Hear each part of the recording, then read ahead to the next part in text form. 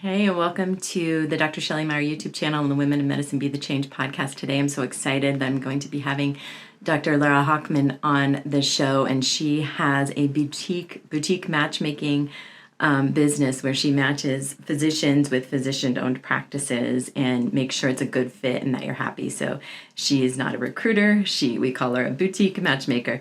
So we're going to talk about that. We're going to talk about what led her to that and talk about her ideas for any women out there that might be on the fence or thinking about changing positions or trying to find a better fit with a practice that is thinking about them and is run by a physician. So I look forward to you joining. Remember to subscribe, hit the bell to be notified when I post new videos every Friday. If you're listening on the podcast, please rate and review so the podcast can grow.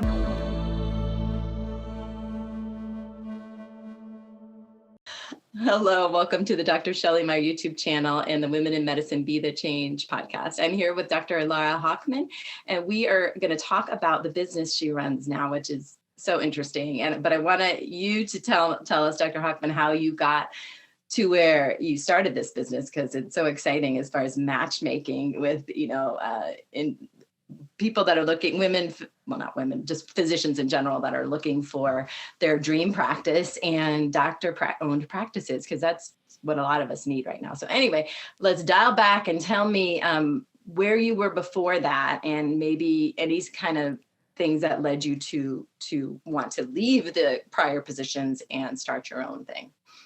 Yeah, well, thank you for having me today. This all started many years ago when I was in private practice, and the practice was bought by a large hospital system. The system at the time, I've never been super interested in working for a big hospital system, but I really didn't want to leave my patients, as most of us have a lot of trouble doing. And so I entertained the idea of going to work for them. So they sent me the contract to look at 2 hours before we were to close, and then we were going to open up that Monday as a part of them. And they said to me, okay, we've got it. Here's the contract, quickly sign and get back and we can start on Monday. And I was like, hold on a minute. And so I took a look at the contract and it was not something I wanted to sign. And when I asked like what kind of details on it were bad? A lot. There was, I'd already spoken to them beforehand about, their non-compete, which was, it was very large for 2 years where I would have had to pick up my family and move out of town if I were to ever leave them. So, they wouldn't budge on that. And eventually after back and forth, before I even saw the contract, they eventually said, okay, well, we have another type of contract where you would essentially be like our in-house locums physician sort of, and we can work out a way to make that work. So I was like, okay, that'll work. But this is the contract they ended up sending me. And that one had an intellectual property clause, which pretty much said that everything I do belongs to them. And No. We don't want to sign that. And it gets worse. And it said that I agree to their policies and procedures, which may change from time to time. That's so vague. So of course I'm not going to sign that. No. So I went back and forth with them and they just didn't budge at all. I even had a physician write in that intellectual property clause with a carve out for a different company that I owned at the time. And at the time I thought, well, I'm never going to start another company. So I just wanted to carve out for this one company. And luckily they said no, because I did start another company. So I ended up not signing with them, and the other physician in the practice did. And when I asked why, it was because she felt she didn't have a choice.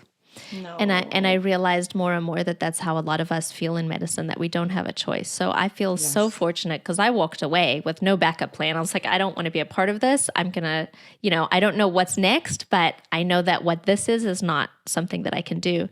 And that's when I realized that something needs to be done. And I didn't know what. I did find my way to another place just a couple months later where I was so happy, and I loved it so much that I recruited other doctors to join me in this company, and they loved it too. And they went from burnout to being really happy and really enjoying it. And I realized at that point what an impact I was making. And then I started doing it a little bit anyway, just for friends who are looking for practices or practices. Side hobby there. Yeah. And it was a lot of fun, but goodness, I spent a lot of time on it with no compensation. I just did you it got to get paid for your time. For fun. Exactly. And anyway, so that's how this started. It just started very organically. And, I realized that this was a way that we can really make a difference. I think as physicians, a lot of us don't realize what private practice is. We don't realize that the onset to burnout isn't leaving medicine entirely, or, other things that we're doing to try to leave medicine.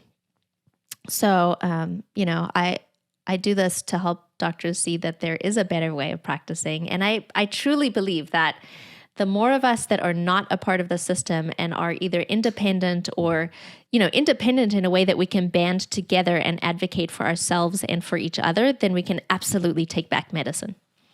Yes. What a powerful statement. And that's what I'm trying to share here is we can, we have control, and we think from residency, our training in med school, especially, and then residency, that just do what you're told and, be as good as you can be, see as many patients as you can, and follow directions. And that's what you're supposed to do. But we have control, we can, this is not why we became doctors, is to follow orders. We became doctors to help, people. And so I love what you're doing.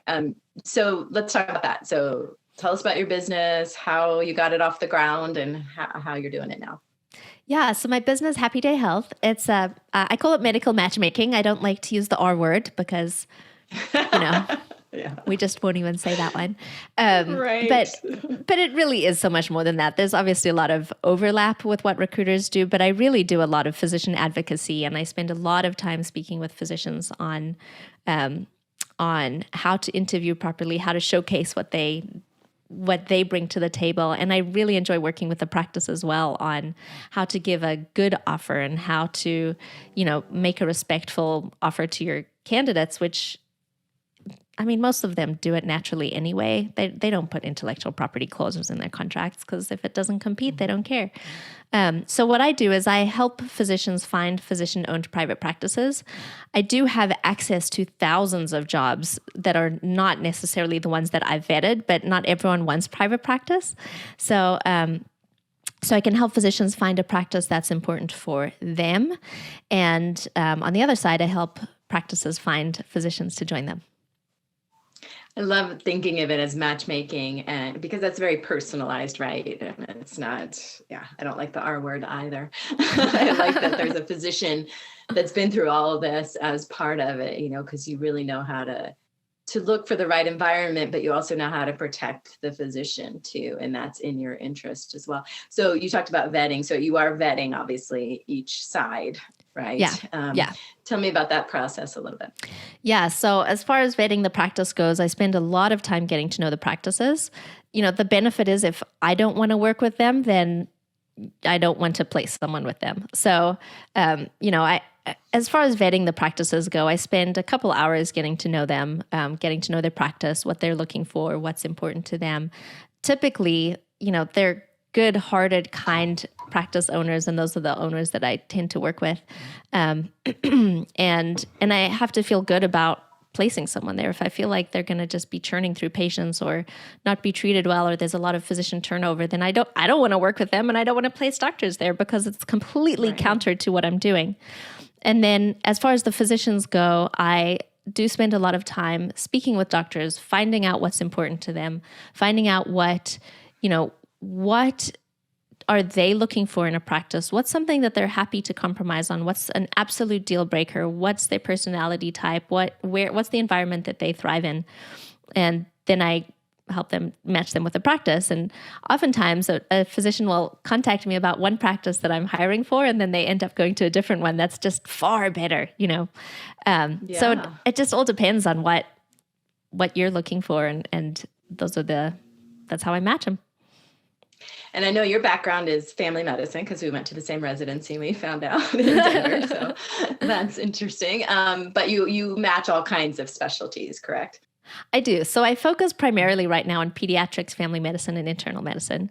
But I can do anything. As far as on the physician side, I can find anything anywhere. I've placed a trauma surgeon, I've placed a dermatologist, and that's more placing them with other jobs that aren't necessarily posted anywhere else, but I have access to them.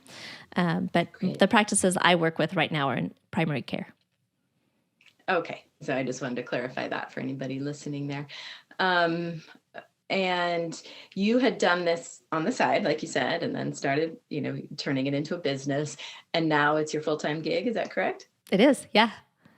That's so exciting. When did that happen? So I left the practice I was in back in October of 2021, and I still do a little bit of locums because I actually still enjoy practicing medicine, thanks to seeing how great it can be. Right. But yeah, since October, I've been doing this full time, more than full time.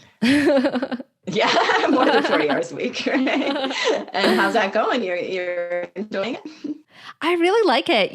I feel like it's helped me to feel more optimistic about the future of medicine, partly because of what I'm seeing and partly because of the people I'm meeting, the practice owners, the physicians, and in large part, the other physician entrepreneurs who are doing great things in the space of being a part of the change that we need to see. That has to be so rewarding just to see the good out there, because a lot of times in these institutional settings and, where the goals aren't matching what the physician needs or wants, or really technically what should be in healthcare, we're disheartened by that. And it seems very like factory, in a lot of ways. So it's probably just so inspiring to see that they're not as prominent out there, those jobs, but to know of a little boutique kind of matchmaking service here, there's hope out there, right? There's hope for happiness. And that's why you named it appropriately your business. So how do you I will include your information obviously in the description and so everybody can find you, but how have you been finding business? Like, how did you start drumming up business? Practices is mostly word of mouth. So, word of mouth has spread, and I'm extremely fortunate to have practices contact me to find them physicians. As far as finding physicians to join the practices go, that's a huge challenge. It's a challenge for the practices. It's a challenge for our word people, and it's a challenge for me. It's very, very difficult. So, it's partly a mix of reaching out to people. I don't know what people are looking for, and I don't know where they are in their journey. The only way I know is to ask. And so I reach out to people on LinkedIn, by email, and I apologize. I do text. I don't call people because that just drives me crazy when people do that. Me too. But I reach out to people. I do get a lot of word of mouth where people will contact me, and I'm so grateful for that. But a lot of it is me reaching out to them and saying, "Hey, I'd love to chat. What's important to you?" And even, sometimes I'll hear from doctors who will say, "I'm really burned out. I'm looking for XYZ," and then, maybe 3 months, 6 months later, the perfect job comes up, and then I call them up, and then that's where they end up. So whether I have something right now or not, to me is irrelevant, because at some point I will. Right. So I think that's important to think about for anybody listening out there or watching that is thinking about it, just to get it, touch base and connect and know a service like yours exists so that they can kind of bide their time. They're not committed. They don't have to quit right away, and they can know that there's hope in the future because, like you said, something could pop up. Yeah. Are you matching any part-time positions? Yes, I am. Actually, one of them right now. Get this. So there's it's internal medicine or family medicine just outside of Houston. And this physician, when she left residency, she had little kids, and the practice she worked for allowed her to work what she calls mom hours. And she says, and now that I'm hiring, I want to be able to pay it forwards. So I'd like to hire someone from 10 a.m. to 3 p.m. so that I know, so that they can drop their kid at school, come to the office, leave in time to go pick them up, and they're just home for their kid when their kid needs to be home. Can you believe it? If there could be more like that. That's amazing. Yeah. Oh, good. Well, those are all, that provides hope, and that's all very inspirational. So how can people find out more about what you're doing? Share your links and your social media and your website. The best place to get hold of me is LinkedIn. My name there is Lara Hochman, MD. I have on my website a contact form that you're welcome to, that goes straight to me. So my website is www.happydayhealth.co. I tend to take a few days to get back there, but I always get back. And you can find me on TikTok just for fun. I'm Happy Day MD. It's one place I haven't made it yet, TikTok. I'm so scared of it. I always think of it as like dancing and, that it's a lot of fun. You're doing other things. It's a lot of fun. Okay. Yeah. I can't dance to save my life, but but it's a lot of very goofy fun. I'll include all your information here in the description and the show notes. And then let's end on what would you say if somebody's out there is on the fence, struggling, particularly we're talking to like women physicians that might be struggling burnout or, have families, maybe they're the breadwinner or something like that. Like, how can they think about making this change? Some people are ready for that change and some aren't. It never hurts to have a conversation. I would say just reach out and let's chat. I don't charge doctors to talk to them. So let's just talk and see.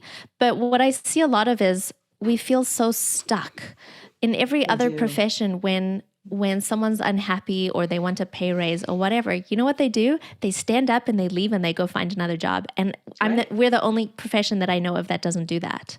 Mm-hmm. So, if you're ready to make the change, let's make the change. I'll help you do it, whether it's a job that I help you with or not, but I'm happy to help. And if you're not ready to make the change, that's totally fine. There's so many things you can do in the meantime. We can talk. You can start making your backup plan. You should always have a backup plan, even if you're happy. But start making that backup plan because you never know when you'll need it. Get your resume ready. Yes, always have it ready. Yeah. And again, too, I'm happy to look at people's resume and tell them what to change. Good. So have your backup plan if you're ready or not, and reach out. Let's chat. I'm happy to help you. Just start the conversation, right? There's no risk in that. Yeah. That's just getting to know you, and this is what you do. And I'm so glad you're doing what you do. I'm so appreciative of that. And I'm so glad we're sharing it here so that more people can learn about it because it's really important. So thank you for doing what you're doing. Yeah, you're welcome. It was so great to talk to you. Hello, I hope you enjoyed that conversation with Dr. Hochman. It was so fun, and I really love what she's doing. Remember to check out her contact information in the description and the show notes.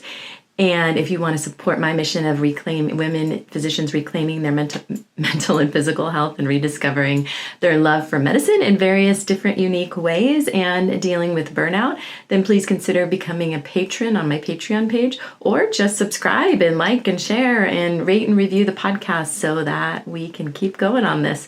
So we'll see you next week.